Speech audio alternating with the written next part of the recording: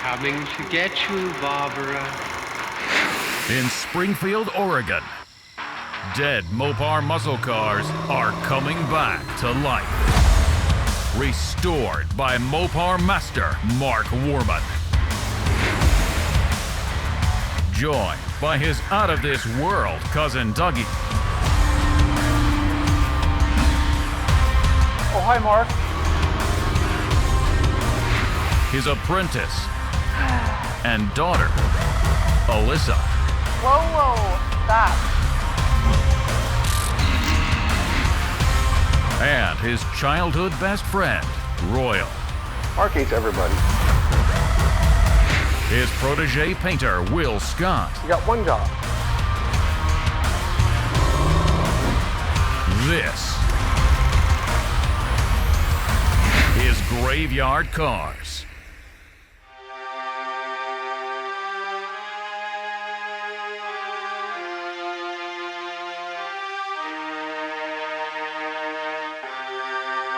My name is Wendell Mulberg. I was involved in a structure explosion and fire in 1999, and my 71 Hemi Cuda was in the fire, and it was destroyed, and I wrapped it up, and I kept it protected for the last 18 years. So I'm always a little bit nervous when a car comes back from the dipper. It is an aggressive step. It's designed to clean the car thoroughly, remove all of the rust. You don't always know what you have underneath there. In the case of the Phoenix Cuda, I was pleasantly surprised. You know, when the car first arrived, you can see in the pictures that it was destroyed. I mean, most people probably wouldn't have took that project on. It was that bad. Every piece of sheet metal on it, referring to fenders, hood, doors, header, Dutchman panel, trunk lid, rear body panel, roof skin, both quarters, all had to be replaced. But all of the things that bolted onto the car, after laying them all out in inventory and everything, it was all ruined too. But talk about a really nice inner structure. Rear frame rails, front frame rails, torsion bar cross member, left and right, inner front fenders, the radiator support, the cowl, the firewall, all of that was in great shape. Now that's really important because in an E-body, the hidden body numbers reside in that weld-on front sheet metal. The core support and the upper cowl panel have those hidden body numbers in them. We didn't have to touch anything. All of that was great. The main original DNA markers, such as the front and rear torque boxes or subframe connectors and the pinion snubber, beautiful, didn't have to touch anything. We have that original DNA on that car. On the roof inner structure, because the firefighters had to walk across the roof of the car, the inner structure, and it was all hot at the same time, sunk down. So when you look at the original pictures of the car when it first showed up, you'll see that the whole roof was caved in back there. So that's the rear header, the quarter inner structure. They don't make those parts. If you recall back to our other season where we were building that black Cuda from the ground up, nobody at that time was making the parts. Now I understand they may be in process right now over at AMD, which is a good thing. But at the time we were doing his car, we didn't have that. So Wendell, when he heard that, being a great client and wanting to help, went out and bought us a donor car that we were able to cut that portion of the inner structure out of. The rest of the car was rotten beyond repair. You couldn't do anything with it. But that little section, that was good on the car and he bought it. So we were able to put a used inner structure with some fabrication and then the new sheet metal on the roof.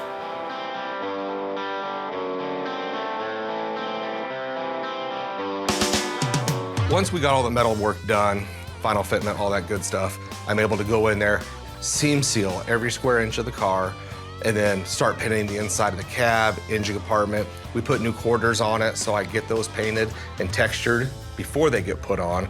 You know, at that point, the whole inside of the car is blue, everything is seam sealed and looks amazing. Doing the Phoenix is a lot like doing the Phantom Cuda. It became very iconic for this company because nobody could repair the Phantom. It was a huge build. We were able to do it. And it's the same thing with Wendell's Phoenix. Caught fire, got jumped on, fell on, blew up. Nobody was going to be able to repair this car other than us. But one of the greatest things about this is Wendell's an amazing guy. He treats everybody here with the utmost respect, very nice, very genuine. He loves this car, and when you see somebody that has as much love for that car as he does, it makes you want to build the car with that same amount of love. We do a lot of cars here. We have a lot of cars waiting. We got a lot in process. But when you have a guy like Wendell, you know, it truly is that much more rewarding. All in all, it's a great build going to a great guy.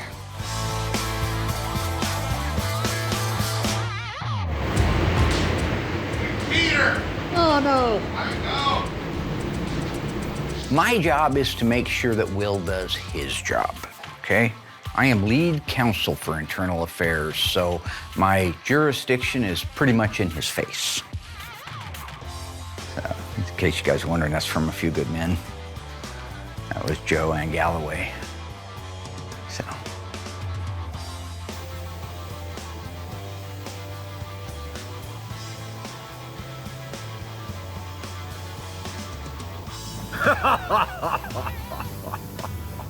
See, I know old Willie. I know old Slick Willie. I know he was gonna come in early and try to pull one over on me. That's why he showed up early, all right?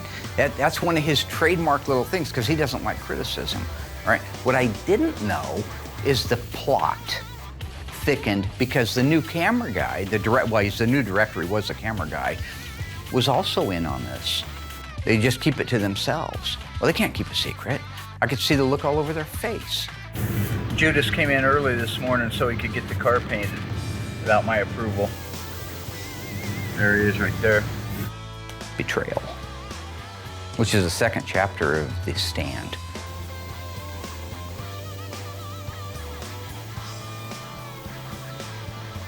We finished the car off in 600, and I still sealed it after that, just to ensure, because it's one of those colors, if there's one flaw anywhere, that metallic will lay in it and you will see it plain as day.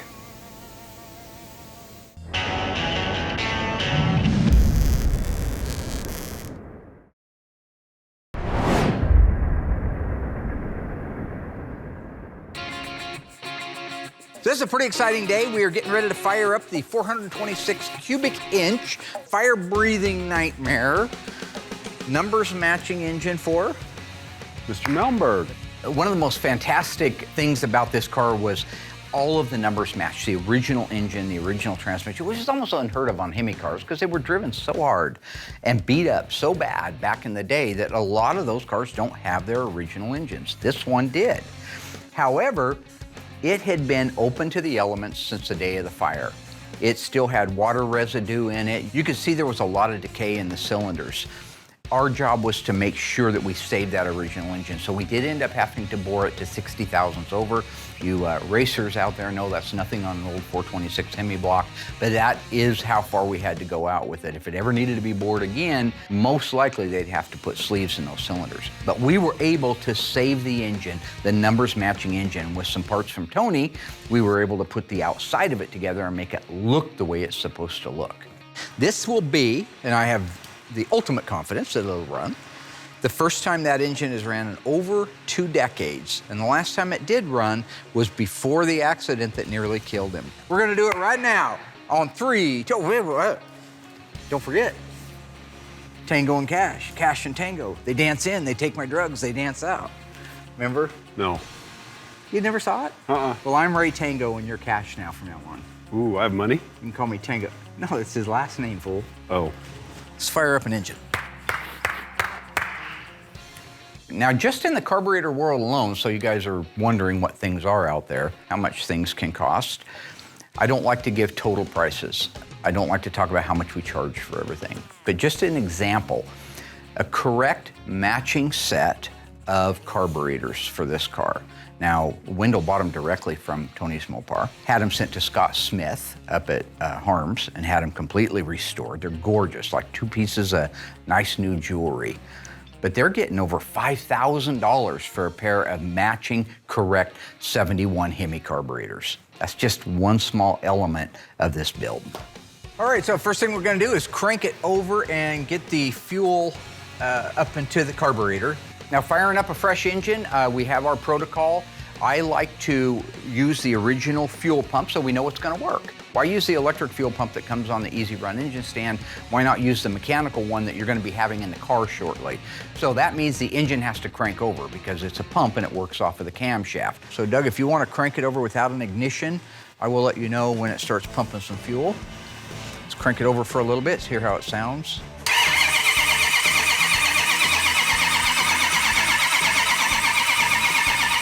Hang on. I crank that engine over until I have fuel all the way up through the fuel vapor separator into the carburetors and spraying through the accelerator pump system. The other advantage of that is it gives the engine, without fire to it, no pun intended, without the ignition being on, I should say, an opportunity to build up the oil pressure. So when we do fire it off, we've got good oil pressure, we have fuel, and it should be an easy start. Nothing quite yet, go ahead.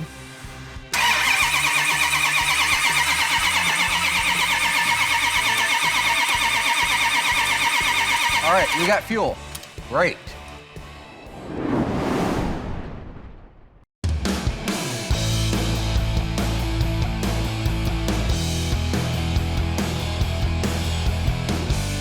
You know, the anticipation is huge because you want to get this done because this car is a big deal here at the shop. The only downfall to that is I wish Wendell would quit messaging me. He's that guy that I want to see it painted. It's like, well, just breathe. It's nice when you do these cars for people that have not seen the car until it's done. That's not Wendell. As much as I love the guy to death, he's texting me, he's messaging me through social media. Is it painted? Is it painted? Well, even when it is, it's still just a B5 blue Cuda. So, I mean, come on. But yes, I am excited to get it done, and I can't wait till Mark finally sends the pictures to Wendell, and then he can start harassing Justin to get the car built. It's a metallic, so obviously it's gonna be base coat, clear coat. I'm not even gonna screw with that, doing it in single stage. Who would have ever thought that 70 B5 is different than 71? The 71 is a little bit lighter.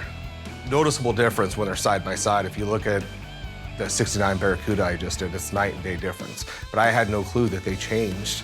I actually started to paint the inside of Wendell's car, the actual B5, the only one that I knew of. I don't know if it was Mark that caught it. I'm pretty sure it was Tony saying, hey, you're doing it wrong. And then he was the one to let Mark know, because that's one of those things I think probably got by on Mark. We're at the point now, because I was always so far behind, I would just shoot the body, get the body over there, then shoot the parts. I have run into a couple of times on these metallics where I've painted them, but maybe the air pressure was off a little. You put the part on the car, it flops just a hair off. So we're at that point now, we have such a good team. I'm getting all the parts of these cars at the same time that are done. So I'll put the car in there, and I'll put every part in there, and it is the biggest pain in the butt to try to paint it all, but it's done at the same air pressure, the same time, the same batch of paint. That ensures that when the car's put together, everything looks the same. When I talk like side tones and flops, I can paint a hood, put it on the car, and you stand right over it, it looks great. You take 2 feet to the left or right, the side tone of the hood is different than the car. So it's not just the face that has to match. You have to be able to walk around the car, and the hood, fenders, deck lid all need to flop at the same time.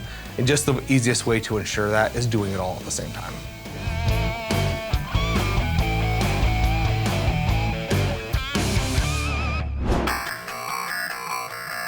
So once Doug and I do a basic systems check to make sure everything is where it's supposed to be, not gonna have any weird issues, we have fuel up in the carburetors, got oil pressure, all systems are go, it's time to crank it over and fire it up.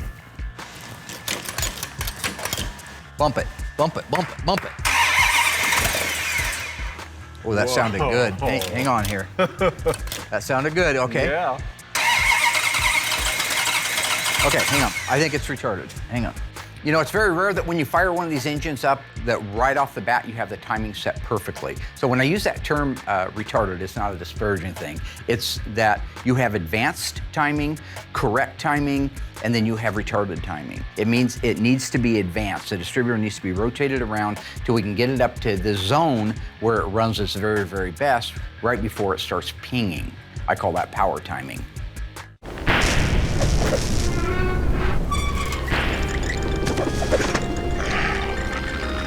In a previous season of Graveyard Cars, we restored this stunning 1968 Plymouth GTX 440 Super Commando for the World Wrestling Champion Bill Goldberg.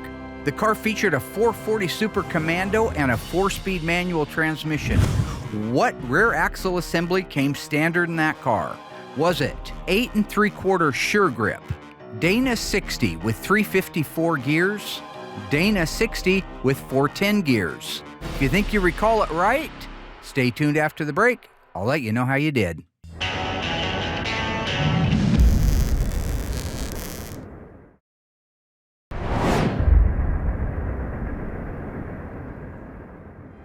All right, ghouls, welcome back. How did you do on that one? What rear axle assembly came behind our 68 GTX for Mr. Goldberg?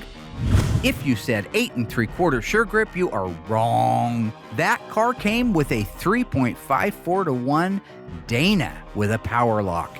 You could not get an 8 3/4 rear end behind a 440 and a 4-speed, and the 410 would have been considered a super track pack. This car also featured power white convertible top, 440 Super Commando, white longitudinal stripes, a beautiful lower rocker molding, and a two-tone blue interior with a console shift and a wood grain wheel. Ready, boss? Try it. Sure. Okay, here we go. Hang on. Here we go. Yep. Woo! Holy cow. I did not expect that. You know, I'm always excited as can be when something works like it's supposed to, because it rarely does. It's Murphy's Law. It doesn't always work the way it should. There are a lot of parts that go into these engines. This particular engine been sitting for 20 years, and right before it was parked, it was on fire. So there was a multitude of things that could go wrong, but it was a pleasant, welcome surprise to have it fire right up, a little bit of timing on it, a little bit of carburetor adjustment, and running the way it should. Which tells me that Doug did a phenomenal job, the machine shop did a phenomenal job, Scott Smith did a phenomenal job. Everybody involved in bringing this engine back to life, the Phoenix Cuda engine, did a fantastic job. Woo! Yeah!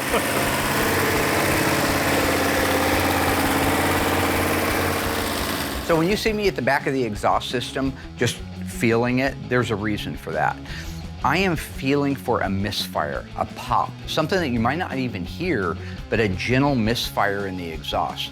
Okay, there's 8 cylinders on this engine, fire ordering 184366572. I put my hands on the right and the left exhaust bank. I want to feel if there's a misfire. I'm not hanging out in a jet wash. I'm not Goose from Top Gun, 1986. That's that scene from Top Gun when I come through the smoke like this.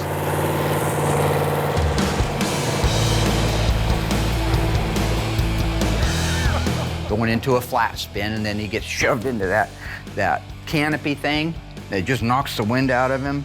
And then they go out to sea. Well, he's dead when he hits the water, which upset Maverick a lot. You know, he had a hard time. It really shook him. It's good. Love it. Listen to that. In this case, I had a perfect running engine. All 8 cylinders were firing equally.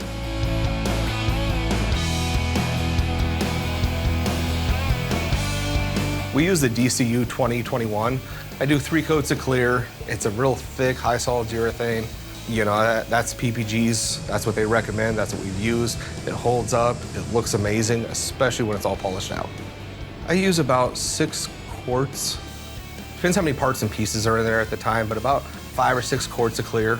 That allows me to do 3 coats. So I make sure I give it plenty of flash time. What I mean is, I'll put a coat on. Depends on the temperature and the weather, obviously. Make sure it's dry before you put your next coat on.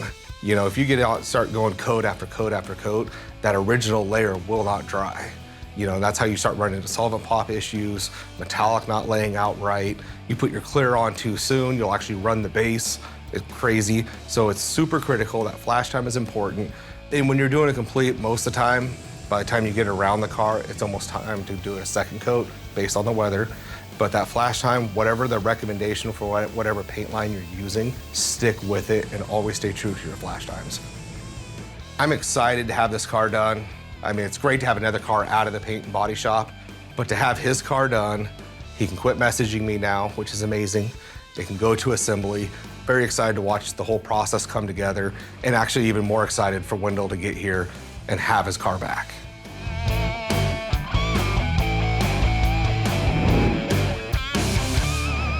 All right, what do we got for leaks? Anything? Got a little something over there. One little drip. Could it be the radiator hose? Almost 100 PSI. Since we invested in these engine run stands, it's actually called the Easy Run engine stand, if you're wondering, it has made life really nice for the assembly tech. When you run that engine, you're not just running it to make sure it's not misfiring or that the carburetor is full of gas and the fuel pump's working. You're looking for leaks, you're looking for rattles, you're looking for overheating, you're looking for all of the potential problems that an engine can have, except that you have the opportunity to fix it while you have full access to it. Instead of you put that engine in the car and you have a freeze plug that's dripping a little bit, you are screwed, glued, and tattooed. You are pulling that engine back out again, knocking that freeze plug out, resealing it, putting it back in, lowering it back down into the car. And when you do that, every time you do that, you run a risk of damaging them. So with the run stand, when you are done, you are done. Oh, that's incredible. 20 years since this thing almost killed poor old Wendell, and it starts right up. See that smoke burning off of their pumps? That's a fresh startup, so people at home, they can say whatever the hell they want. That's a fresh startup. The reason I always point out the burning paint off of the manifolds is because you can't fake that. When we paint the engines, we do it just like Chrysler did. We paint the entire engine with the exhaust manifolds on there. Then we fire the engine up. So when you see that paint burning off, it tells you that we have not pre-ran the engine. The keyboard commandos that sit back on Facebook and Twitter and all the different social media saying, oh, that's bullcrap, it's all fake, nothing starts and runs like that. I point it out because it does. It does if you do your job right. Now, you guys probably don't. I shouldn't be insulting people, that's not nice. Thank you. Woo! We're gonna shut it down, check the level in the radiator, make sure that it's still full, and then we'll fire it back up, finish breaking in the camshaft, but we're there. We can install it. Knowing that the drivetrain is ready to go into the car is such a relief. Now I can start ordering all of the interior parts from Classic Industries to get this car reassembled. Wendell is gonna be stoked. It's up to operating temperature, timing is set, power steering's topped off, oil's filled. It is literally ready to come off of the stand, go inside, get it on the assembly install cart, and put it in our 71 Hemi Cuda. Look at that manifold. Yeah. Thing turned black. That's that paint starting to burn off to a point where it's almost gone. After a couple more times, it'll look more like this. It'll have a natural cast finish to it. Think you can do a normal one of those right there? Normal.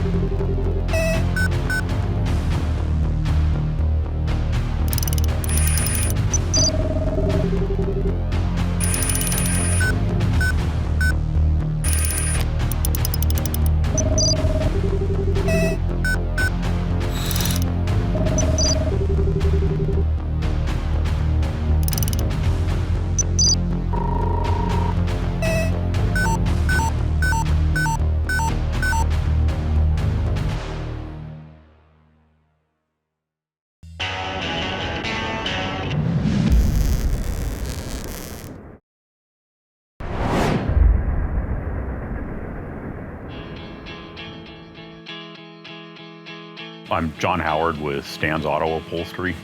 Today it's a 68 Roadrunner installing a headliner. Our 68 Roadrunner is moving along very nicely with the drivetrain in it and the wheels and tires on it. It's now what we call a roller. So we're able to send it out and have the headliner installed over at our friend's place at Stan's. He had another gentleman doing his interior type work for years who passed away, and Mark reached out to us and we've been doing cars for him since.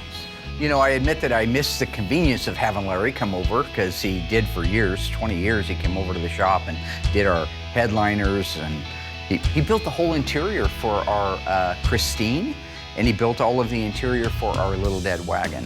Anytime I'm taking a rig over to Stan's, I always think about Larry. He was just such a sweetheart of a guy, and doggone it. Sorry if I go backwards on that all the time, but he was a good guy. He should get the respect he deserves. Now, Stan's Upholstery and I go way back, too. I hung my shingle in 1985, September 15th, 1985, and I would sublet cars once in a great while over to Stan's Upholstery, and John always did a phenomenal job. In the interest of nostalgia, Marty, who's doing the headliner, was there years ago when I was saying that we used to use them. Martin Goad, he is an employee who's been with me for 30 years. 35. So 35 years, I'm 35 corrected. years this year. He did the headliner and the carpeting in our 1970 Challenger RTSE 446-pack 4-speed Super Track pack car. He did our 1970 Dodge Charger, which was an Alpine White 446-pack 4-speed. Our 71 Cuda, back in those days, that was in Violet 383 automatic car. Again, they know what they're doing and been doing it a long time. If all of our ducks are in a row and we have all the parts we need to do it, and there's no glitches, we can do the job in a day without a problem. Usually there's something that we need to proceed that we don't quite have. I know it was a lot more convenient for Mark when he had Larry coming to his facility, but we're just not set up to do that.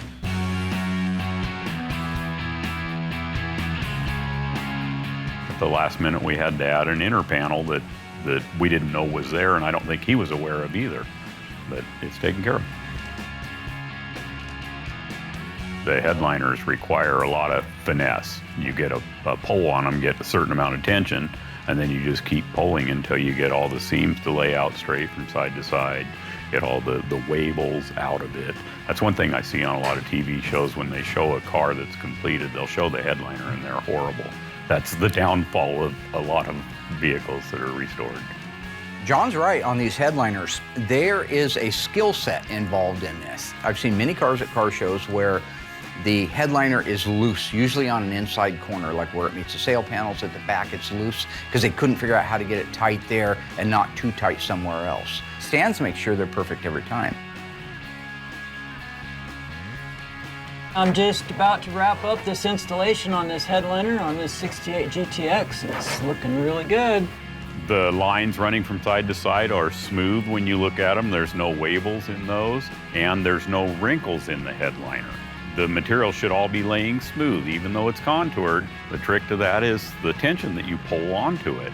It just takes finesse and patience.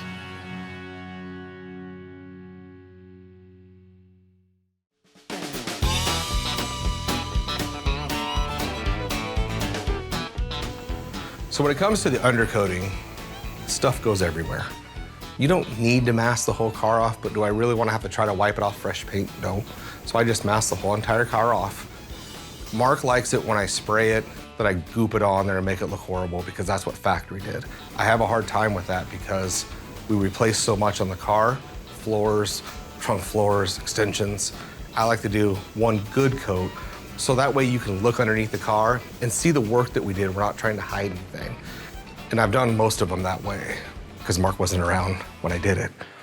We mask off the torque boxes because when the lift goes underneath the car, it'll smear because it takes a while to dry. So I just mask off 4 little pads, so to speak. So when they put it on a lift, it stays clean. So when it comes off the lift, I just go back and touch up a little areas. Because the process does take, honestly, about a week or 2 to fully dry. And we don't have that kind of time, so we found it's easier just to mask those little 4 spots off and get working.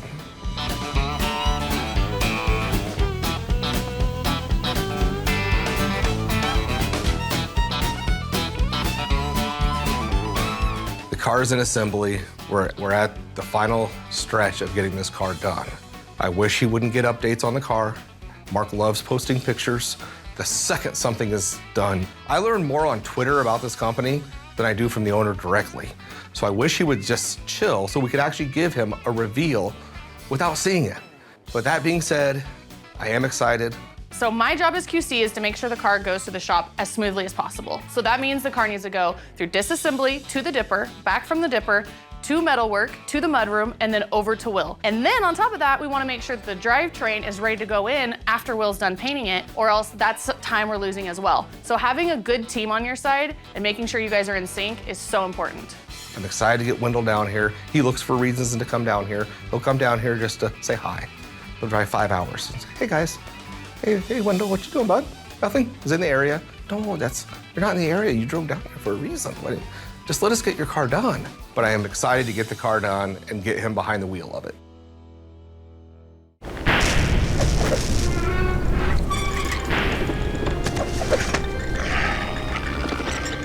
previous season of Graveyard Cars, we restored this beautiful 1969 Dodge Charger Daytona for Uncle Fester from the Addams family.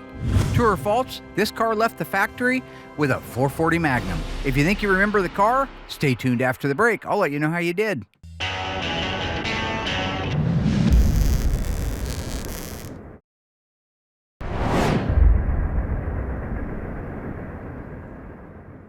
Welcome back, my ghouls. How did you do on that one? Do you remember this car? True or false? Cue Ball Morton's 1969 Charger Daytona had a 440 Magnum in it. If you said true, congratulations, and thanks for watching and being a faithful fan for so many years. That's right, this car had a 440 Magnum with a 727 Torque Flight automatic on the floor with console. It also was R4 red. It featured a white interior, white Daytona stripe, white wing. And when it was all over and said and done, the best part of this build was saying sayonara to Chrome Dome himself. It's really great to be back around these cars, especially when I get to install a drivetrain into a Hemi Cuda. How many people can say that? I love it when Royal pops in to help us do one of these installs on these cars because it's really great for Mark and I to be able to reminisce, the three of us again, and talk over old times. We really have a good time working together after all these years. So today we are installing the drivetrain in our 1971 Hemi Cuda for Mr. Wendell Malmberg. This is our B5 Blue 71 Hemi Cuda automatic. You guys excited? Mm-hmm. Yeah. Dougie and I recently got the engine running and it ran beautiful. In this case, we did leave the fan off that we normally put on because stuffing a 426 Hemi in a Cuda is already a little tight. So we left a few things off that might make life a little bit easier. Should have seen earlier today. I bought a 1972 Bultaco 125 Persane that we had when we were kids. Anyway, we got it running. Royal almost died, so that was fun. That was fine. Good memories, good memories. I think it's really cool that my dad gets to work with his best friends again. I mean, not very many people can say that they're still friends with the people that they grew up with. But on the other hand, I worry about my dad a little bit because when they all get together, they all feed off of each other and they still act like they're 15. So you never know what's gonna happen or who's gonna get hurt or if we're gonna have to take a trip to urgent care. You never know. Dougie, you was too scareded. He was too ascareded. A-S-C-A-R-E-D-E-D. Ascareded to write it. Right? No. Yeah. I'll tell you why, because the last time we got him something, I bought him a nice little unicycle like he had when he was a kid, a Schwinn unicycle. He was on it for 8 seconds before he went down. Broke his face. When was that? I missed that. It was like 6 months ago. We got it on video. Yeah. I'll watch that. That's because he decided to take a phone call on his cell phone in the middle of riding the unicycle for the first time in 50 years. Anyway, the three amigos sailing again. Here we go. Let's install an engine and transmission in a what? 71 Cuda. What size engine? 426. How many horsepower? 425. Who's going to drive you home tonight? Let's do this thing. They call the 426 Hemi the elephant for a reason because the heads are so wide on this thing. My biggest fear every time is getting this huge engine up in between these fender aprons without damaging things. The big Dana. Did any of our cars have Danas in them? I don't. Mine certainly didn't. Yours had an 8 3/4. None of the cars I had a Dana in it. I always wanted one. 8 3/4 were cheaper. I had other habits I was supporting back then. Candy. Candy. Dougie's had an 8 3/4 with a one-legger in it. That was a 391 Positrack. No, it was a 391 one-legger. 391 Sure Grip. Sorry. So I wanted my 70 Barracuda to go faster, so I put in a 391 rear-end gear, and with the 4-speed, it was too wound up on the freeway, so I just changed it back. Heading down, watch those lights. These are tight quarters here, aren't they? Yeah, they are. Yeah, they get that way. You get that wrench? Yeah. Let me loosen that up. I can't spin it. I need to open and wrench. If I may? Yes, sir. Down just a little bit more. Okay. We got the Bultaco running. Royal takes off like a bat out of hell across the parking lot, out into the field, wide open. I don't know if any of you guys have ever ridden a 125 Persane, but when it's wide open, it's rocking. Yep. Almost takes out the corner down here in the field. No helmet. Says helmets are for sissies. Real brilliant, right? Well, he's got a built-in helmet. Roy, you ever see Tango and Cash? Yes, a long time ago. Good movie, huh? Yeah. Is that a Hitchcock movie? Tango and Cash isn't a Hitchcock movie at all. No. No. It's amazing to me. Dougie knows one director, Alfred Hitchcock. That's it. It's the only name he's ever heard in his entire life. So therefore, by default, every movie that's ever been made was made by Alfred Hitchcock. Every single one. He did make great movies. He didn't make every movie. And what about old Quentin Tarantino? Hold it, good.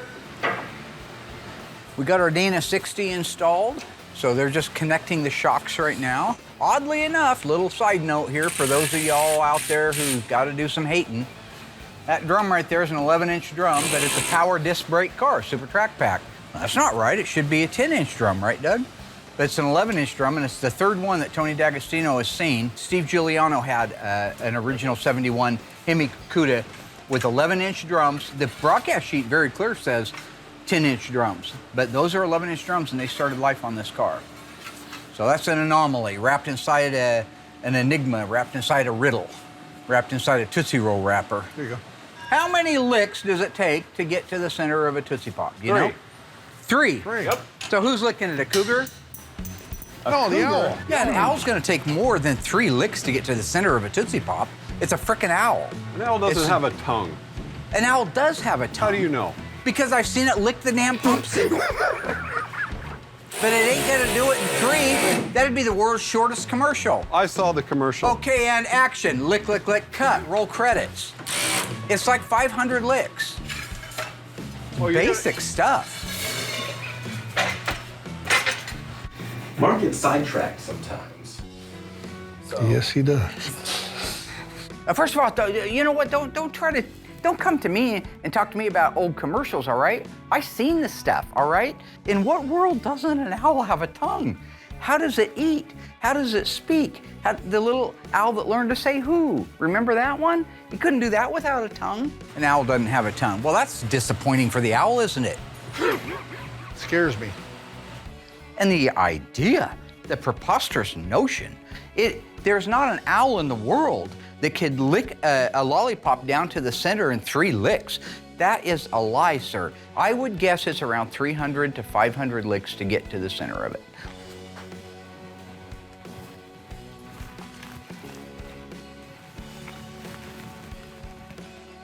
Mr. Owl, how many licks does it take to get to the Tootsie Roll center of a Tootsie Pop?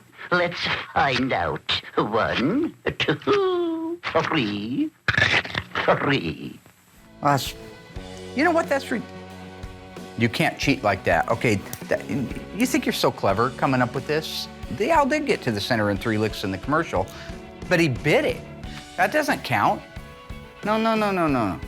You know, I'll write the damn company, because that's baloney. I want them to bring me an owl and a delicious, tasty Tootsie Pop, and I want that owl to lick it until it's down to the center. You know what I bet? I bet it won't even lick it. Aren't they damn vegetarians or something?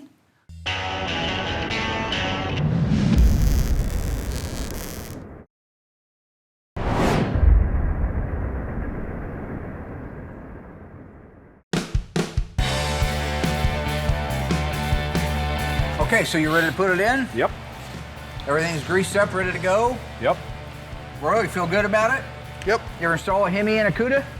Just for the record? Not a Cuda. None of us have ever installed a Hemi in a Cuda. Nope, did a Charger once. Not a second generation Hemi. We've done the 3rd generation 392s and that. But we've never done a 2nd generation Hemi Cuda here. Nope. Pretty cool. Ready? Come on in, come on in. You're welcome. That's looking all right. That's looking all right. Or we need to go your way, Annie?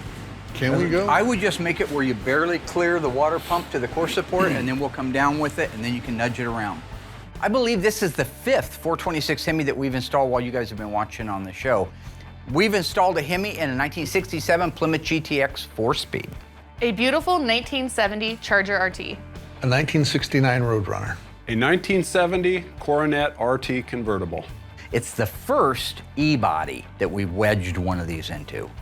How much clearance do you have on your side, Royal? How are we looking, guys? I got an inch. I have plus 1.5. There's no way there's that much room in there. No way. You're gonna clear? Ooh. Wow. I've never had this much room. I gotta pull a dipstick. That's I know better. Good call. Yep. Spoke too soon when I said I had all that room. We'll Can go you down? pull the back over toward you? Yeah. This side needs to go back. Oh, does it? Yeah. There you go. I can get the rear bolt started right now. Is yours lined up? Okay. The back one is started. Okay. I'll pull it over a little. Ready? Yep. How's Okay, that? hold it. Oh. Okay, I'm started. Great. There's not a 1/4 inch on either side. Oh my gosh. It's okay. locked in. This is where we lose our dip tube. Any way to push that dip tube out of the way? I can unhook it and turn it. Okay, I need a 1/2 inch little socket, 1/4 inch drive. Okay, how we looking? If that actually clears, it'll be a borderline miracle. How's that dipstick tube? I got it bent back out of the way, so it's gonna clear now. Right Okay, there. you're touching. Go ahead and see if you can get a bolt in. Okay. It really is an engineering marvel when you think about it. I mean, today they're putting Hemis and everything, but keep in mind that the Hemis that they're building today, while they do put out more horsepower and all that, they're a small block. They're the same basic footprint as the 318 or a 340 or a 360 would have been, or a 273 if you go back into the earlier 60s. But this is old school Elephant. This thing is a monster. And somebody decided, you know what, we should try to put one in a Cuda. In 68, they put it in the Dodge Dart and the Barracuda, which is an A-body, and it's absolutely amazing that those went in at all. I've never installed one in one of those cars. This is the first E-body that we have ever installed a 426 Hemi in, and it went much easier, if you guys recall, our 1969 Hemi Roadrunner convertible for Smith. They're a little narrower footprint in the opening of the aprons, and it hit on both sides. We had to crank it a little bit to one side to get it to go up in, and then it could saddle. This thing went in with just a hair on each side. There is literally 1/8 to 1/4 of an inch between the power steering hose and the shock tower on the driver's side. And it looks like the valve cover, you could have put a piece of paper in between the valve cover and the shock tower for gap. So they have the transmission crossmember bolts, a couple of them started in there, so we're able to raise the car up. But before we do, they're tightening down the K-member. It's a really great feeling to see that motor go back into that car, especially after you think the car's not savable, and then we saved it. It's just such a wonderful time to be able to work on all these cars together and reminisce our childhood together, and we're just having a great time. So all the guys have left right now is to put the torsion bars in, connect the lower control arms to the upper control arms, put the rest of the bolts in the transmission crossmember. Once the wheels are on it, we can let it down, get the steering column just put into it right now, mocked up, so that we can steer it. Then we'll take it over to Eugene, have the headliner put in it, then we can start putting the car together. That's what you do when you do it. Do the do. Remember the old commercial, Do the Do? The old Mountain Dew commercial? Looking good? Yep. Flizzum, flazzum, flazoo? Do you know what that means? No. Flizzum, flazzum, flazoo? What does it mean? Well, you should know by now.